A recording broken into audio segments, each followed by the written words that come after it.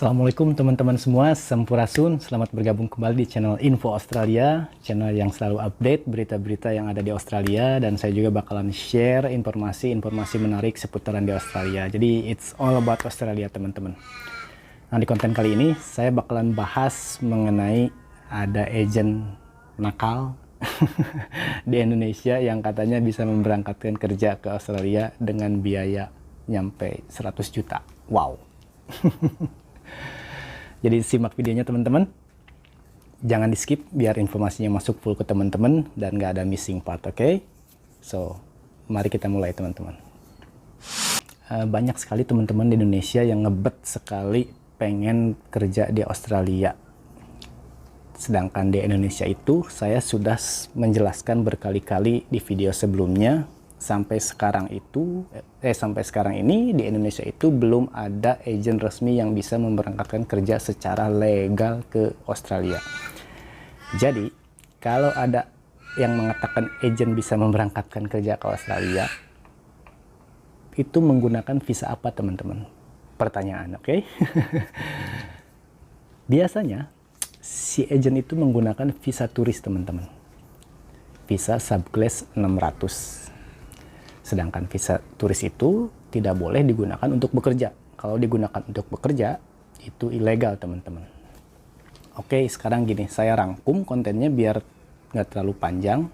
Soalnya saya ini sharing informasi ini berdasarkan pengalaman teman saya yang kasusnya sama. Kayak gini, diminta sama agent juga. Oke, sekarang gini teman-teman, let's say step pertama teman-teman udah nekat ngejual perabotan di rumah, ngejual harta-harta di rumah gitu kan buat modal ke Australia. Teman-teman apply ke agennya gitu kan yang di Indonesia dengan bayar 100 juta misalnya. Si agen itu biasanya menyarankan teman-teman untuk traveling dulu atau pelesiran dulu ke negara-negara yang close to Indonesia gitu kan, yang deket-deket ke Indonesia, Singapura, Thailand, Vietnam, atau apapun yang di Southeast Asia gitu kan. Nah, kenapa mereka menyarankan seperti itu? Karena si government Australia itu melihat track record teman-teman traveling. Kalau teman-teman ada track recordnya traveling gitu kan ke negara ini, itu jadi poin plus buat teman-teman. Maksudnya poin plus itu jadi chance buat di approve-nya visa turis teman-teman itu 90% bisa di approve. Jadi gitu ya teman-teman, kenapa mereka menyarankan seperti itu.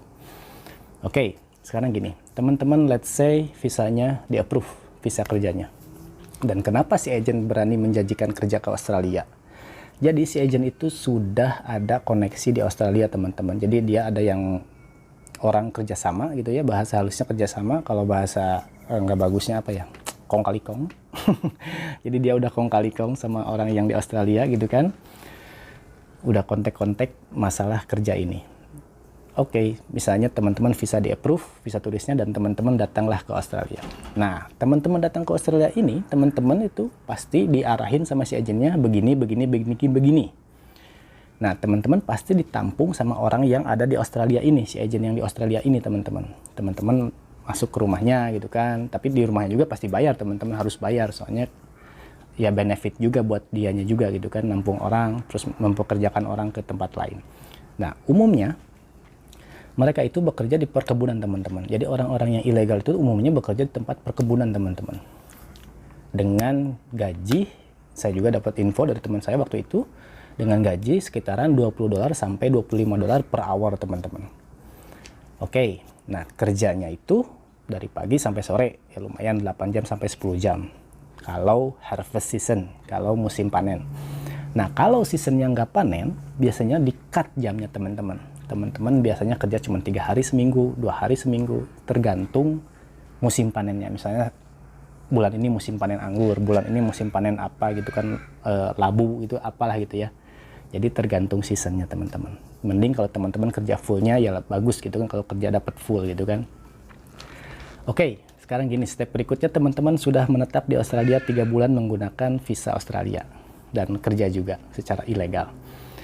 Peraturan si government Australia, si visa turis itu limit stay-nya itu harus 3 bulan teman-teman. Jadi teman-teman setelah 3 bulan harus keluar dari Australia, harus pulang. Sementara teman-teman nggak mau pulang, teman-teman pengen stay di Australia karena belum balik modal, ngejual motor, ngejual apa kayak gitu kan di rumah dan belum balik modal, teman-teman masih pengen stay di Australia, masih pengen bekerja. Nah, si agent ini menyarankan untuk teman-teman apply visa protection. Jadi teman-teman harus meng-hire migration agent, lawyer migration agent yang di Australia. Nah, apply visa protection ini teman-teman harus keluar duit lagi. Berapa uangnya? Sekitar $4.000 teman-teman. Jadi setelah 3 bulan bekerja, teman-teman harus keluar duit lagi $4.000 untuk biaya visa protection ini. Sebenarnya si visa protection ini yang subclass 866 ini biayanya cukup murah kalau mau apply gitu kan, cuman $40. Cuman biaya yang mahalnya itu biaya si lawyernya ini teman-teman. Oke? Clear ya kayak gitu. Jadi let's say teman-teman apply visa protectionnya, oke? Sama si lawyernya itu. Nah, dalam apply visa protection ini, apa sih visa protection ini? Jadi visa protection ini visa minta perlindungan ke negara Australia, teman-teman. Kenapa? Kalau teman-teman misalnya hidupnya terancam di Indonesia. Contoh kasus, tahun 98 ada kerusuhan, teman-teman apply visa ini bisa. Dan bisa di-approve juga. Kasusnya lain misalnya kasus GAM, peperangan di Aceh, hidup teman-teman gak aman di Indonesia, bisa apply visa ini juga gitu kan. Atau ada kasus utang teman-teman, jangan pakai K ya. Jadi kasus utang teman-teman. Nah, kasus utang misalnya teman-teman banyak utang di Indonesia dan diancam hidupnya mau dibunuh sama orang gitu kan, teman-teman bisa apply visa ini. Oke, sekarang apply visanya gitu kan, teman-teman udah ngobrol sama si lawyernya gimana kasusnya, apply lah visanya gitu kan. Nah, dalam applying visa ini, jadi teman-teman applying visa protection ini nggak ujug-ujug langsung di-approve kan si visa itu. Jadi si visa itu kan ada durasi waktunya. Jadi teman-teman submit aplikasinya ke imigrasi Australia dan si Department of Immigration Australia-nya itu mengkaji aplikasi teman-teman. Dilihat kasusnya apa, dokumennya gimana, gini. Nah, itu waktunya itu lumayan cukup lama, bisa nyampe 2 tahun.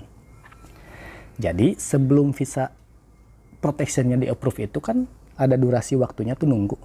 Nah, biasanya keluar namanya bridging visa, teman-teman. Apa sih bridging visa itu? Bridging visa itu jadi kayak penjembatan buat nunggu di-approve-nya visa protection itu, teman-teman. Clear ya? Oke. Bridging visa ini dibagi menjadi 2 kategori. 2 kategori. Misalnya, si bridging A. Kalau teman-teman dapat bridging A misalnya, bridging A itu aturannya teman-teman nggak boleh pulang ke Australia. Nggak boleh pulang ke Indonesia, tapi teman-teman harus stay di Australia. Bridging B, kalau teman-teman dapat bridging B, teman-teman kalau dapat bridging B, teman-teman boleh pulang ke Indonesia dan balik lagi ke Australia. Tapi umumnya mereka itu nggak bisa pulang ke Indonesia. Kenapa? Karena kan minta visa protection, minta visa perlindungan ke negara Australia. Kalau minta perlindungan kenapa pulang ke Indonesia gitu kan? Kayak gitu teman-teman. Jadi biasanya umumnya stay di Australia selama 2 tahun dan teman-teman gak boleh pulang ke Indonesia. Nah, step berikutnya, let's say teman-teman di-approve visanya. Kalau di-approve visanya, teman-teman ya lumayan cukup bagus, alhamdulillah gitu kan. Bisa stay di Australia, bisa kuliah di Australia, bisa kerja dan menetap juga di Australia gitu kan. Kalau di-approve visanya. Itu gambling juga teman-teman ya. Jadi tidak 100% di-approve teman-teman. Dilihat kasus per kasusnya sama si Department of Immigration-nya juga. Nah, jadi kalau saran saya teman-teman, sebelum teman-teman action, mendingan think twice, pikir 2 kali, pikir secara jernih, bagusnya gimana, atau teman-teman seorang muslim, mendingan sholat istikharah, biar minta petunjuk, biar dapat petunjuk yang bagus. Dan saya bukan untuk mengencourage atau mengasih ide, mengasih saran ke teman-teman untuk melakukan kayak gini, soalnya kan ini beresiko juga. Kalau teman-teman di tengah perjalanan ketangkep, bisa dipulangin juga teman-teman, dan modal belum balik, teman-teman sangat kecewa gitu kan. Saya sekali lagi tidak menyarankan untuk seperti ini. Jadi saya cuman sharing informasi-informasi bermanfaat buat teman-teman, oke? Jadi terima kasih sudah menyimak channel Info Australia. Assalamualaikum warahmatullahi wabarakatuh.